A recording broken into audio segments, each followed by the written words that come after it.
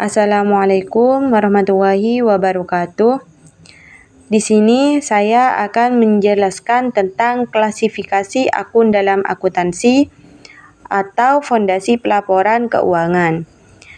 Memahami klasifikasi akun adalah langkah fundamental untuk menyusun laporan keuangan yang akurat dan informatif. Ini adalah tulang punggung dari setiap sistem akuntansi yang efisien.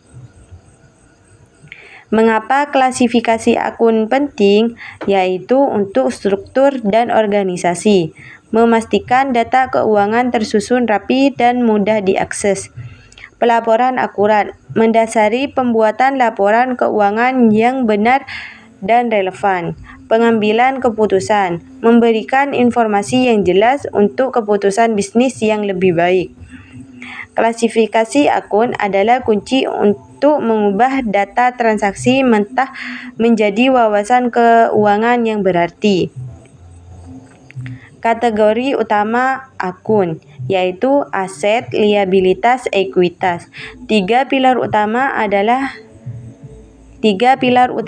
dalam neraca yang merepresentasikan posisi keuangan suatu entitas. Aset, apa yang dimiliki perusahaan. Liabilitas, apa yang menjadi kewajiban perusahaan. Ekuitas, klaim pemilik atas aset perusahaan.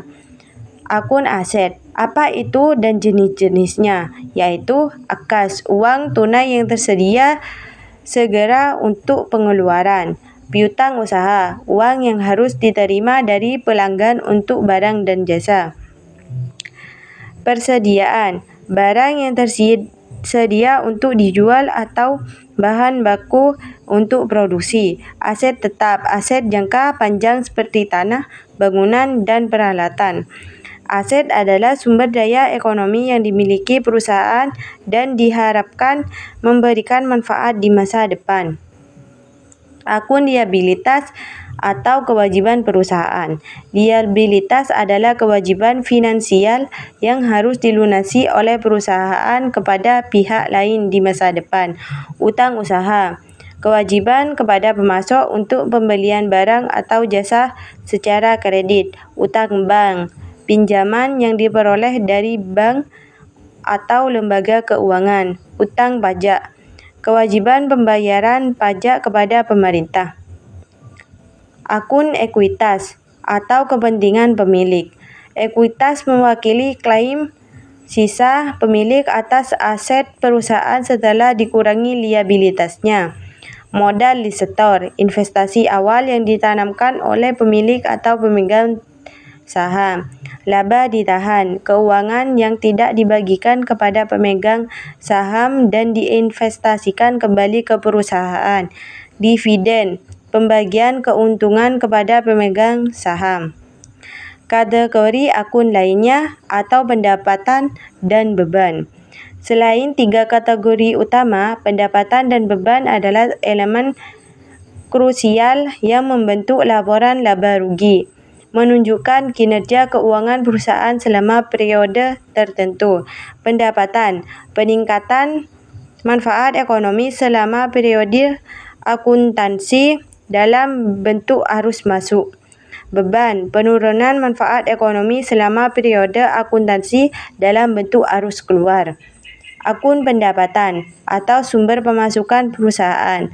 Pendapatan adalah peningkatan aset atau penurunan liabilitas yang menghasilkan peningkatan ekuitas selama dari kontribusi pemilik. Pendapatan penjual, uang yang diterima dari penjualan barang. Pendapatan jasa, uang yang diterima dari penyediaan jasa. Pendapatan sewa, uang yang diterima dari penyewaan properti. Akun beban atau biaya operasional. Beban adalah penurunan aset atau peningkatan liabilitas yang menghasilkan penurunan ekuitas. Selain